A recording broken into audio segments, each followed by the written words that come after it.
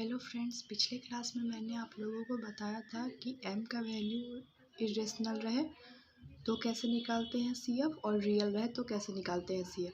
तो आज हम बात करेंगे आगे कि अगर रियल रहे और रूट रिपीटेड रहे, क्या रहे, रियल रहे और रूट रिपीट हो, तो हम बात करते हैं। चलिए हम एक क्वेश्चन लेते हैं। d² + 2d + 1 of y is equal to 0। तो सबसे पहले हम क्या करते हैं, मान लेते हैं let y is equal to e⁻mx B a part of CF। Corresponding auxiliary equation लिखेंगे।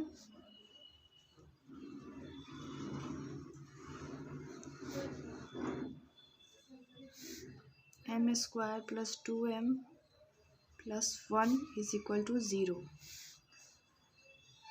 ये आपको दिख रहा है फॉर्मूला, m + 1 का whole square is equal to 0। m is equal to आ गया -1।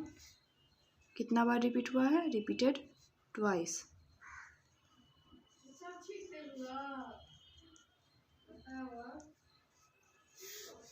तो हम कॉरस्पॉन्डिंग CF लिखेंगे। तो CF हो जाएगा हमारा C1 e⁻−x।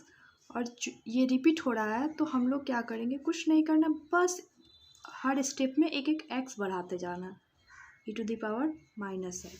मान लीजिए कि ये 3 बार रिपीट होता तो हम लोग नेक्स्ट स्टेप में एक और x बढ़ा देते, x² e⁻−x। लेकिन 2 बार रिपीट हुआ है इसलिए हम इसको नहीं लेंगे।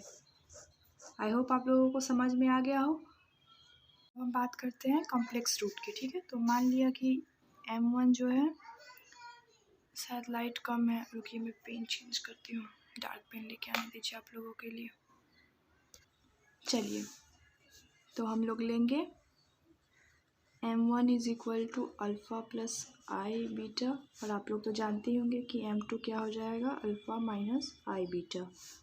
अब हम जैसे लिखते हैं CF वैसे CF लिखेंगे। CF is equal to C1 e⁻α plus i beta plus C2 e⁻α minus i beta.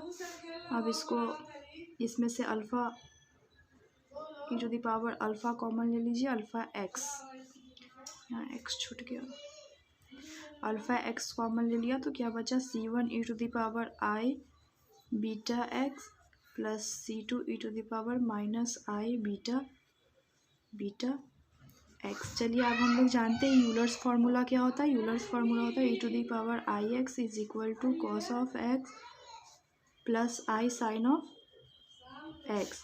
e⁻−ix is equal to क्या होता है, cos of x minus i sine of x। तो ये फार्मूला यहाँ अप्लाई करते हैं इस दोनों में, तो क्या हो जाएगा आपका e⁻α(x) C1 into cos of beta x plus i sine of beta x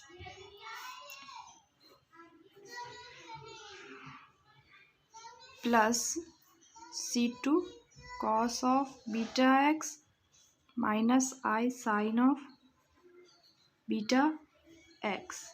अब चलिए हम लोग कॉमन ले लेते हैं, जो भी कॉमन लेने वाला है।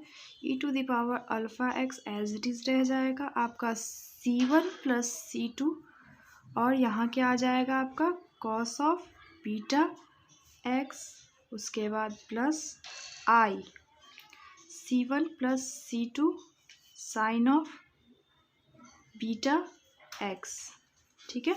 अब देखिए C1 प्लस C2 को हम क्या लिख सकते हैं, C1 प्लस C2 को हम C3 लिख सकते हैं कॉस ऑफ बीटा x, और आई C1 प्लस C2 को हम क्या लिख सकते हैं, आई भी तो कांस्टेंट है, आई का वैल्यू √(-1) होता है, तो वो भी तो एक कांस्टेंट ही है। तो कांस्टेंट को नया कांस्टेंट से रिप्लेस कर दीजिए, साइन ऑफ बीटा x। तो यहाँ से कंक्लूजन क्या लिखना, e⁻रियल part of x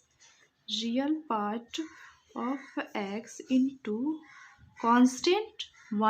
constant 1 C1 ले लीजिए या फिर R1 ले लीजिए, कुछ भी ले लीजिए constant, R1 of cos of क्या हो गया, imaginary part of x plus R2 imaginary R2 sorry मैंने क्या कर दिया, R2 sine of imaginary part of x. अब आप लोगों को याद होगा कि हम लोग इरेशनल में यहाँ पे क्या लेते थे, रेशनल पार्ट लेते थे और यहाँ पे इरेशनल पार्ट लेते थे।